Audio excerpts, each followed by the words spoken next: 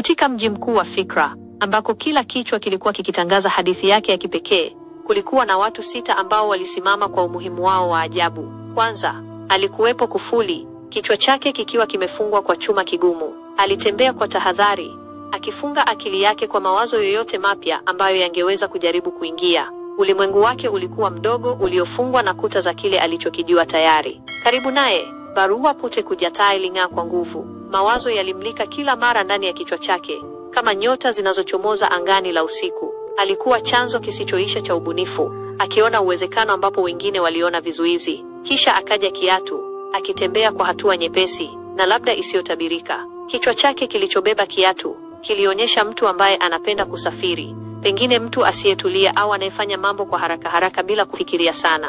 Inaweza pia kumaanisha mtu ambaye anaishi kwa mazoea au anafuata mkondo bila kujali sana anakoenda. Katika kona tulivu, kitabu kilikaa kimya, kurasa zake zikifunua hazina ya maarifa. Akili yake ilikuwa maktaba kubwa, iliyojaa hadithi, nadharia na hekima iliyokusanywa kwa karne nyingi. Alizungukwa na aura ya utulivu na ufahamu. Upande mwingine, mfuko wa pesa uling'aa kwa tamaa. Kichwa chake kilikuwa kimejaa hesabu na ndoto za utajiri. Kila wazo lilikuwa uwekezaji, na kila hatua ilikuwa harakati za kupata zaidi. Ulimwengu wake ulizunguka thamani na faida. Mwisho, kulikuwa na ukuta wa matofali, imara na usiopitisha kitu. Mawazo mapya yalianguka juu yake bila mafanikio, na mitazamo yake ilikuwa imeimarika kama saruji. Ilikuwa vigumu kumshawishi au kumfanya aone mambo kwa njia nyingine. Hawa watu 6, kila mmoja akiwa na mzigo wake wa kipekee juu ya kichwa chake, waliishi katika mji mkuu wa fikra. Walikuwa mfano hai wa aina mbalimbali za akili ambazo huunda ulimwengu wetu, kutoka kwa wale waliofungwa na hofu ya mabadiliko hadi wale wanaong'aa kwa ubunifu,